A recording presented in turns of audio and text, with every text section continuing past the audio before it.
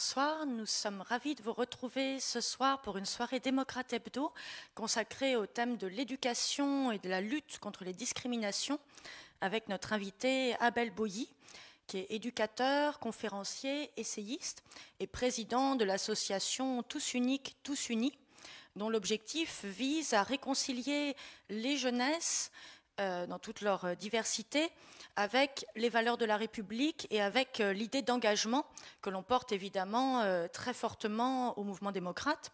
Voilà, on va ensemble discuter des leviers efficaces pour redonner confiance, pour que cette jeunesse retrouve confiance en elle-même et puisse justement se sentir enfin à sa place dans notre société. Donc, comme ça a été dit, je suis Abel Boilly et je suis président d'une association qui s'appelle Tous Uniques, Tous Unis. Nous travaillons sur les questions qui concernent la jeunesse, mais aussi les violences faites aux femmes et la situation du handicap. Oui, l'idée finalement que dépasser les préjugés, dépasser les peurs, ça passe justement par le dialogue, la curiosité vers l'autre. Le dialogue, la curiosité et le fait tout simplement de remettre de l'humain. C'est un discours qui peut paraître utopiste, mais qui en réalité est essentiel. Remettre l'humain au centre des débats, permettre des temps d'échange entre des personnes qui ne se rencontreraient pas forcément au quotidien. Et l'on peut voir, même au travers de toutes les actions que nous menons aujourd'hui dans tout le pays, que ce sont des choses qui marchent, que ce sont des choses où les personnes reconnaissent qu'effectivement, il y a des distances qui au final étaient inutiles et qu'il suffisait in fine de faire le premier pas vers l'autre pour pouvoir se faire une meilleure idée de son prochain. Et donc concrètement, ces modules d'apprentissage de la citoyenneté, comment ils se déclinent? Vous avez plusieurs thèmes et plusieurs types finalement d'exercices pratiques qui peuvent être parfois ludiques. Tout à fait. Donc nous passons par plusieurs exercices. Ça peut être le storytelling, parce que nous croyons beaucoup à la puissance du parcours de vie, le témoignage du parcours de vie. Il faut préciser que nous travaillons aussi beaucoup avec ce qu'on appelle des jeunes décrocheurs. Donc il y a le storytelling, mais il y a aussi le dessin, parce que je suis aussi dessinateur et je passe beaucoup de messages par le dessin, par la bande dessinée, l'improvisation de scénettes de théâtre aussi, afin que les jeunes puissent se rendre compte de quelle manière ils peuvent être perçus dans leur comportement. C'est dommage qu'on n'ait pas un tableau et une craie. D'ailleurs, François Bayrou adore dire en tant qu'ancien professeur qu'il faut toujours avoir un tableau et une craie, parce que j'ai vu que vous faisiez effectivement des mangas. Donc ça, évidemment, pour accrocher les jeunes. C'est vrai que dans notre approche citoyenne, nous avons pour socle de parler des problématiques de l'estime de soi, de la confiance en soi et de l'affirmation de soi, qui sont trois stades psychologiques différents en réalité. Et c'est vrai que la citoyenneté, c'est un terme qui, pour ces jeunes, veut en réalité tout et rien dire. Donc il faut pouvoir parler d'eux, de leur parcours de vie, de leur passé, la condition sociale, leur témoignage, de leur présent, le cadre dans lequel ils évoluent actuellement, et de leur avenir, c'est-à-dire quels sont leurs objectifs et comment faire pour adapter le bon comportement pour atteindre son objectif. Et puis c'est intéressant ce que vous dites, parce qu'en effet, finalement, république, démocratie ou laïcité, parfois ça peut sonner de manière un petit peu abstraite pour des jeunes adolescents, et donc de permettre de mettre des représentations, des récits finalement derrière. C'est une façon justement de retisser une histoire commune. Tout à fait, mettre des récits et puis aussi commencer le travail à partir de leur compréhension des mots. Donc j'utilise beaucoup le tableau comme M. Bayrou effectivement, où j'écris leur définition des mots et ensuite nous complétons, nous enrichissons. Et en même temps, nous réfléchissons avec eux parce que la jeunesse, elle se distingue par une chose, nous avons tous été jeunes, c'est sa volonté de s'exprimer. Alors c'est vrai que nous les laissons s'exprimer, même quand des fois il y a des choses qui peuvent paraître saugrenues, mais le fait de pouvoir dire ce que l'on a sur le cœur, de pouvoir parler de sa vision de sa société d'une façon libérée, nous permet par derrière de pouvoir corriger ce qu'il y a à corriger, de pouvoir enrichir, mais de pouvoir aussi encourager lorsqu'il y a des bonnes choses qui sont exprimées. Oui, ça j'ai vu sur les institutions, effectivement, pour peut-être cette question de la défiance des jeunes envers les institutions, parce qu'on voit que les jeunes sont souvent très engagés pour des causes, notamment l'écologie, enfin des grandes causes, mais que tout ce qui relève du côté institutionnel, y compris d'ailleurs les partis politiques, l'engagement en tout cas, ou même la perception des institutions, est souvent quelque chose qui peut être une pierre d'angle.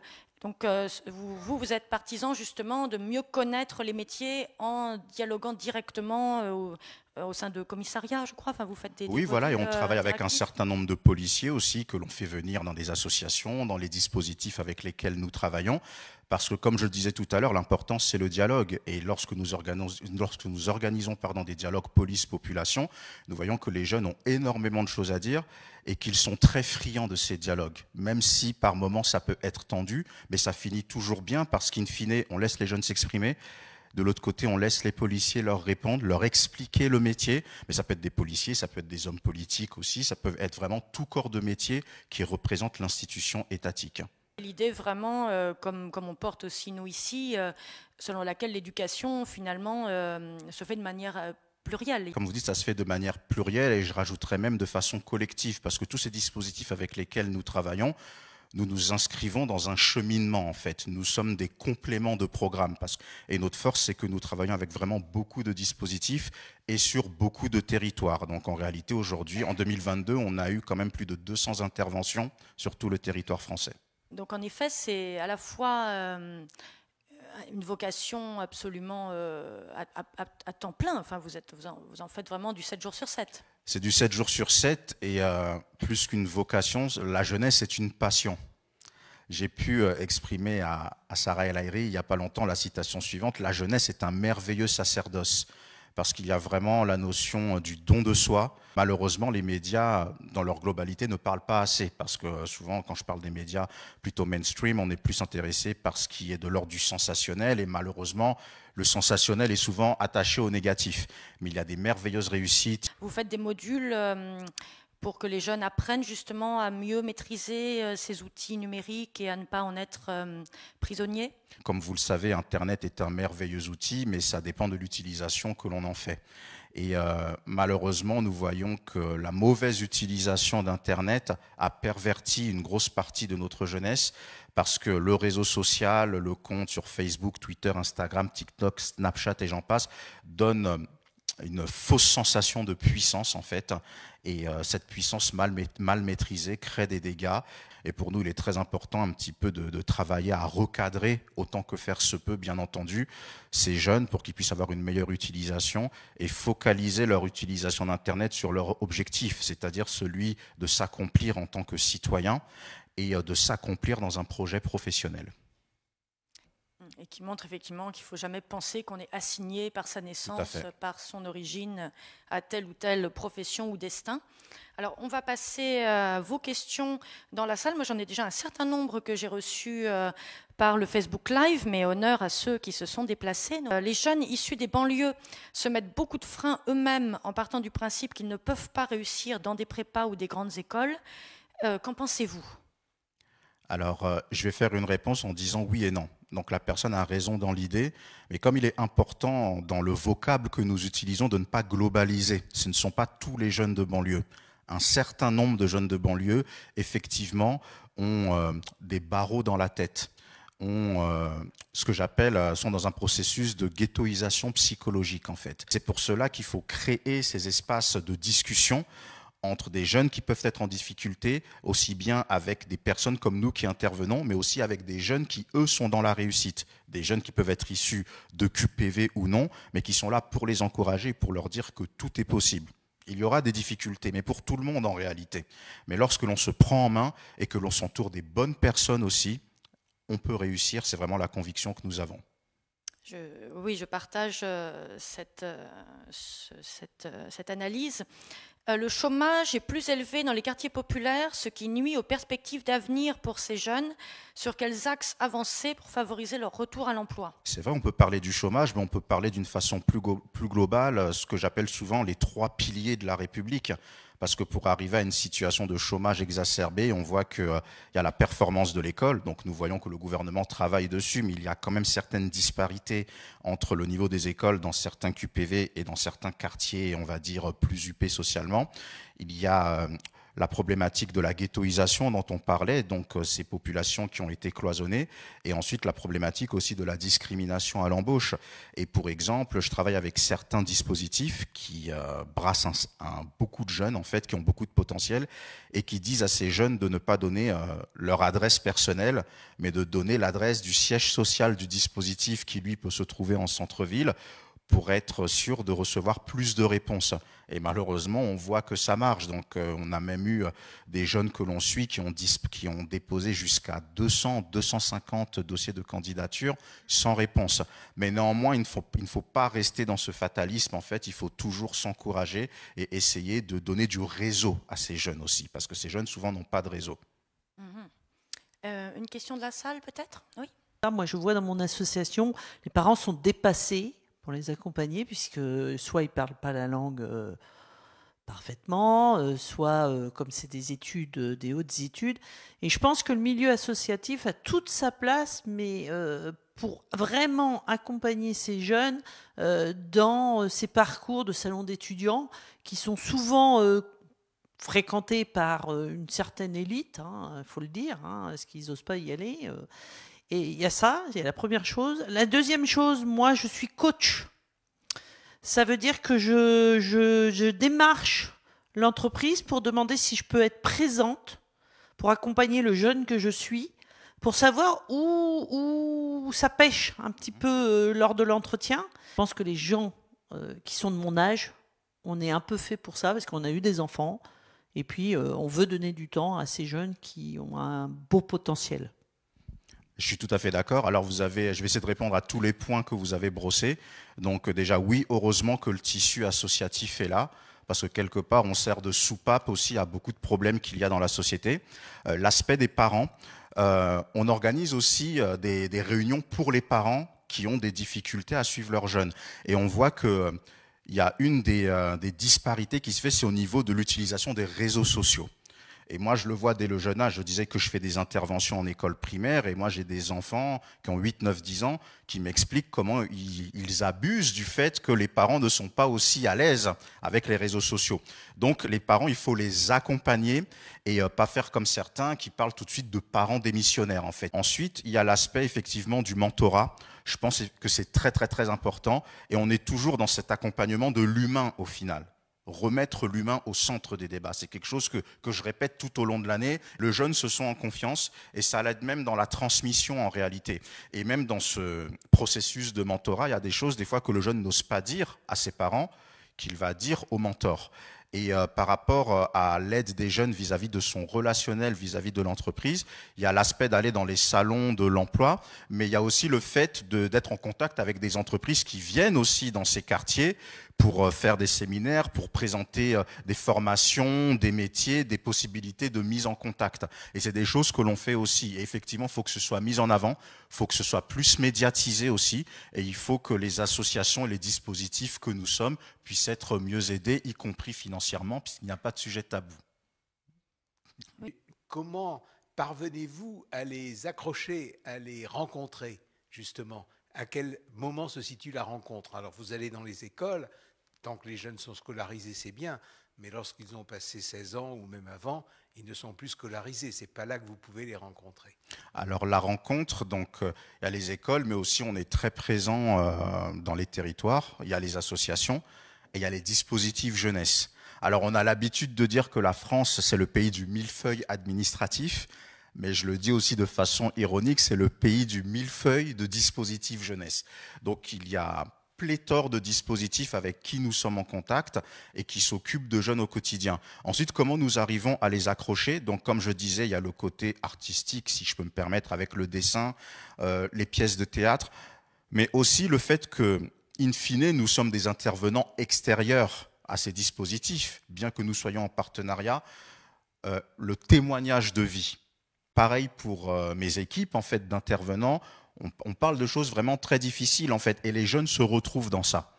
Et c'est un petit peu notre force. Donc le jeune n'est pas là juste dans une salle où il doit acquiescer et applaudir en disant amen à la fin. On voit que on touche souvent à ce que eux-mêmes vivent, parce qu'on est dans une société qui est de plus en plus violente à tous les niveaux, et on voit que le jeune de 15 ans aujourd'hui, c'est pas le jeune de 15 ans des années 90 en réalité, et que eux-mêmes puissent parler de ce par quoi ils ou elles sont passés, ça crée déjà ce lien. Donc on en revient toujours à l'humain. Et ensuite, on peut aller plus loin dans le travail, la remise en question, la confiance en soi, le complément des compétences à acquérir éventuellement et autres. Merci. Une question également alors sur l'ascenseur social et qui est un petit peu dans la lignée des analyses de Pierre Bourdieu, dit certes il y a de beaux exemples de réussite, mais quand même la société ne tend-elle pas à reproduire ces inégalités? Et est-ce que donc voilà, est-ce que les quelques exemples ne sont pas finalement quelquefois Vous savez, comme je disais, la société, elle est vraiment devenue de plus en plus complexe, qu'il faut se battre, bien entendu, que les discriminations, ça existe. On n'est pas là pour mentir aux jeunes, mais on est là quand même pour leur dire qu'il ne faut pas s'enfermer dans un discours victimaire. On vous ferme la porte, vous passez par la fenêtre, on ferme la fenêtre, vous passez par la cheminée, de façon légale, bien entendu. Donc, il faut préciser, parce que le schéma peut avoir l'air un petit peu ambigu, mais il faut bien s'entourer. Il faut bien s'entourer. Et la culture du réseau, je dis souvent, parce que moi, j'ai été un jeune de quartier. Initialement, mon réseau, c'était mes copains du quartier. Si mes parents n'avaient pas fait l'effort de me mettre dans certaines écoles, mon réseau ne serait resté que mes copains du quartier, avec des jeunes qui avaient les mêmes problèmes que moi j'avais uniquement. Et c'est vrai que mon champ d'action aurait été plus réduit. Or, comme ça a été dit au départ, il faut aussi faire se rencontrer les jeunesses. Parce que souvent, on parle de la jeunesse comme si c'était un bloc homogène où tout le monde avait la même vision des choses et pensait pareil. Non, les jeunesses, ce sont des choses que les jeunes ont besoin. Cette volonté d'avoir des espaces d'expression. Oui, et puis de beaux espaces, parce que justement, pour recréer de l'estime de soi, Bien de la sûr, confiance tout à en fait. soi, de voir que justement, on les considère également et que... Exactement, et c'est ce que je dis souvent. Il y a encore un petit peu plus longtemps, on avait organisé un dialogue police-jeunesse, mais à l'Assemblée nationale, dans la salle Colbert. Et la première chose que j'ai dit aux jeunes, c'est que tous ces espaces qui peuvent leur paraître loin au quotidien, l'Assemblée nationale, le Sénat, l'Élysée, je leur ai dit non, c'est leur maison. Ils sont là-bas chez eux. Mais je pense qu'il vaudrait mieux être dans la prévention, dans l'éducation préalable, que dans la réparation, de mon point de vue. Et ça, on est plus dans l'instruction publique que dans l'éducation. Et ça me dérange depuis très très longtemps. Et je ne trouve pas que ça s'arrange.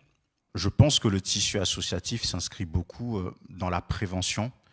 Après, aujourd'hui, ça va tellement vite. La réalité, c'est vrai, on a du retard. Quand je dis on, c'est la société de façon globale. On a du retard. Et même dans tout ce que nous faisons, même si nous travaillons beaucoup, on doit toujours garder beaucoup d'humilité en réalité. Parce que, je ne vais pas vous mentir, quand on travaille avec des jeunes, même si à la fin de la séance, il est content, mais quand il retourne dans son quotidien, c'est là où tout se joue. C'est pas quand il est avec nous et qu'il est dans ce cadre sécuritaire, c'est au moment où il doit prendre les bonnes décisions, changer d'entourage s'il le faut ou autre. Des fois, il y a des jeunes que l'on a face à nous qui nous racontent des choses tellement terribles, on sait qu'on ne peut pas les aider. Même leur dire « je te comprends », même les prendre dans nos bras, on sait que ça n'arrangera pas leur situation. Mais néanmoins, on continue, on répète, on accompagne, et on met beaucoup d'amour dans ce que l'on fait. Il n'y a pas de solution parfaite. Et ce que je dis souvent aussi, c'est que j'ai beaucoup de débats avec certains associatifs. Désolé, ma réponse est un peu longue, mais c'est vrai que ce qu'elle dit, c'est le sujet que j'ai en débat avec beaucoup de structures qui aiment dire à la fin de l'année, sur Twitter, Instagram, cette année, on a aidé 10 000 jeunes. Cette année, on a mentoré 20 000 jeunes. Et moi, je dis, ah, c'est bien. Donc, vous êtes sûr que ces 10 000 jeunes, parce que c'est pas un petit chiffre quand même, vous êtes sûr qu'ils vont tous bien, que ça va mieux, qu'ils ont trouvé leur chemin? Non, mais tu comprends, faut donner du chiffre, parce que voilà. Et ça aussi, c'est une erreur. Donc, pour être des acteurs de terrain aussi efficaces, il faut que l'on puisse aussi reconnaître nos torts à nous, en plus des torts qu'il peut y avoir malheureusement dans la société. En tout cas, c'est ma conviction. On est évidemment tous soumis à ces constats aussi parfois d'échecs, mais en réalité, plus on est d'acteurs sur le terrain, comme vous le dites, à s'associer et à tenter de recréer cette confiance dans tout un tas de choses, dans finalement la beauté aussi des choses que l'on cherche à transmettre, tout bêtement, que ça n'apparaisse pas comme des savoirs qui seraient lettres mortes, mais de créer aussi parfois un émerveillement ou un déclic vers quelque chose. Mais bon. C'est un combat, et puis il y a des gens bien et il y a des imbéciles partout, y compris dans le milieu associatif, vous voyez. Je suis toujours dans une démarche de responsabilité citoyenne. Et c'est ce que j'essaie de transmettre aux jeunes. C'est-à-dire qu'effectivement, on pourra toujours se plaindre de choses qui ne vont pas, mais prenons-nous en main. Tout à l'heure, vous parliez aussi de la multiplicité des dispositifs de jeunesse. Et c'est vrai qu'il y a des territoires où il y a des jeunes qui se disent je ne sais même pas ce qu'il y a, où on leur apprend même que sur leur territoire, il y a tel dispositif, tel dispositif. Alors à titre personnel, je pense que le problème n'est pas la multiplicité des dispositifs, mais le fait que sur certains territoires, ces dispositifs ne travaillent pas ensemble. Et ça aussi, c'est une problématique, parce que nous-mêmes, on le voit, hein. Non, ça, ce sont mes jeunes. Non, ça, ce sont mes jeunes. Non, ce sont mes jeunes. Moi, je ne fais pas telle compétence, mais je n'envoie pas à tel dispositif qui a pourtant les compétences parce qu'il va me voler mes jeunes. Non, ce sont les jeunes de la nation. Ce sont les jeunes de France. Et ça aussi, ça crée beaucoup de court-circuits. Et nous-mêmes, on le vit. Nous-mêmes, on en est témoins, parce que je n'aime pas le mot victime, des gens qui font malheureusement des fois concurrence, alors qu'on est là pour aider. Et je pense qu'effectivement, il faut toujours interpeller les institutions, il faut rester des lanceurs d'alerte en fait. Mais il faut aussi que nous, sur le terrain, nous puissions être mieux organisés. Et c'est la démarche, en tout cas, avec ma structure et avec nos partenaires dans laquelle nous nous inscrivons. Et nous sommes toujours friands de découvrir et de travailler avec des nouveaux partenaires parce que nous pouvons toucher plus de jeunes en réalité. Je veux dire à des gens d'expérience de terrain. Et ce que je constate, c'est beaucoup d'échecs dans les associations, et notamment dans la région parisienne, sans parler de Blanc-Ménil, de Stein, de Trappes, etc.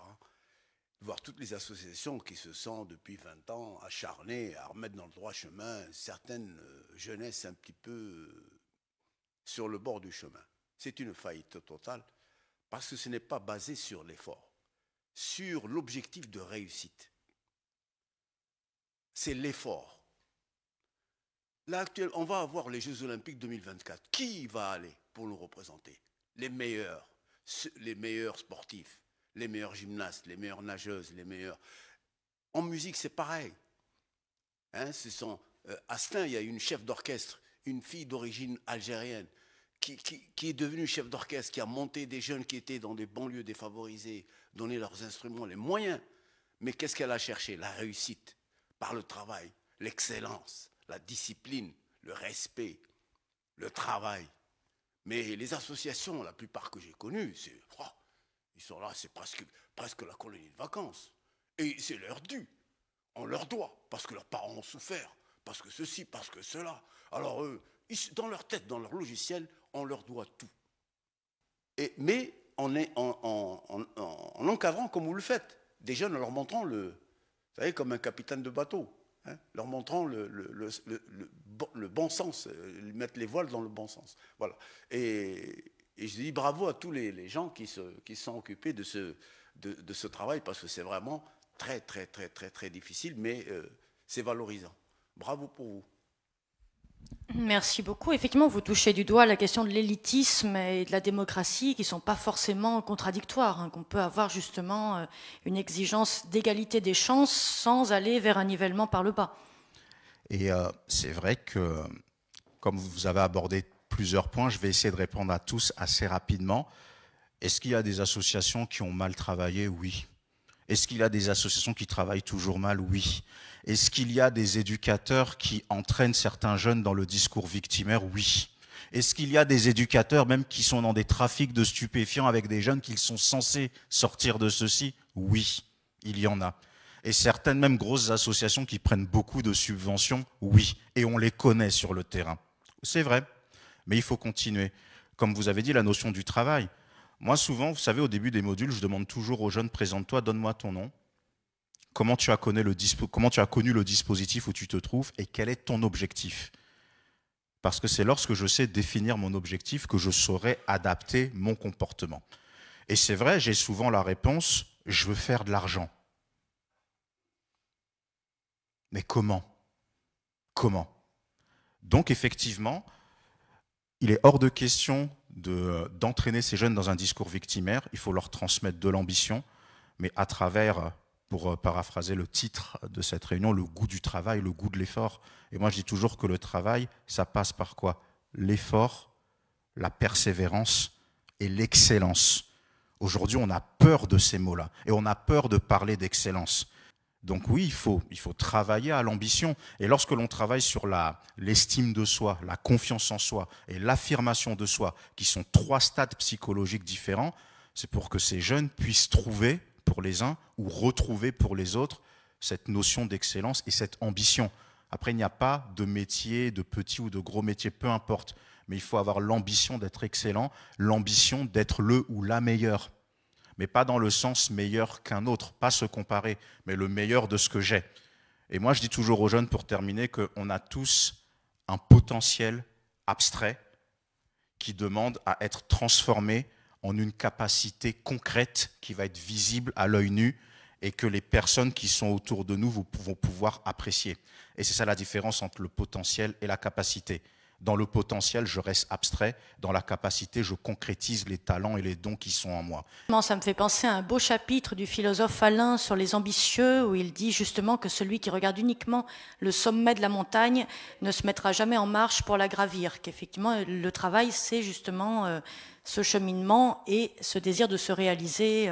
Et ça fait sens avec justement le cycle de réflexion sur le sens du travail qu'on mène actuellement sur plusieurs mois au mouvement démocrate. Et on voit que toutes nos soirées, éducation, autres, se ramènent finalement à cette question dont on voit aujourd'hui avec la réforme des retraites qu'elle est extrêmement importante à traiter sous un angle justement global.